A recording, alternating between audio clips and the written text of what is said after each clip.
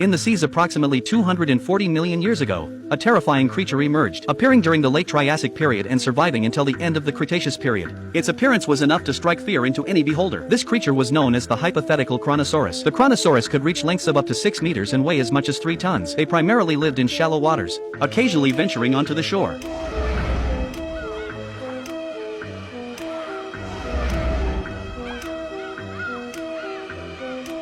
These reptiles were amphibious, spending most of their time in the shallow waters, where they fed on fish, and could engage in group hunting of other marine life. However, the shallow waters also hosted another predator, the plesiosaur known as Elasmosaurus, measuring up to 9 meters in length and weighing 5 tons. This creature was related to the necklong but had evolved to have a shorter neck and body, which made it faster than the Kronosaurus and became a target for its attacks. Elasmosaurus preferred to live in confined spaces or in groups and, occasionally, would venture into deeper waters. But the deep seas harbored an even greater predator, the colossal Titanosaurus, reaching lengths of over 21 meters and weights of up to 33 tons. If the T-Rex was the king of the land, Titanosaurus was the undisputed ruler of the oceans. With its keen sense of smell, numerous teeth, and formidable bite force, Titanosaurus was the ultimate predator, with no known equals. However, its young were relatively small and vulnerable to attacks by other predators, but as they grew into adulthood, any pain or humiliation they suffered would be avenged with a devastating. For instance, a group of Kronosaurus managed to successfully ambush and rescue their young from a hapless, which, though larger in size and also a dominant predator, had a smaller mouth and weaker bite force. The two Kronosaurus were quick to intervene and fortunately managed to turn the tables on their attacker. Vengeful,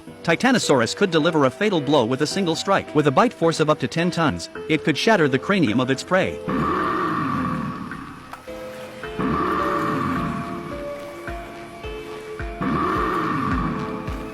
And so, the fish-like reptile met its demise, victim to its own overconfidence. Shortly thereafter, the waves carried its remains to the shore, where it was surrounded by scores of Kronosaurus, ready to feed on its flesh and devour its vulnerable spirit. Much like ants feasting on an elephant, this was the harsh reality of the food chain, a cycle of life from which none could escape.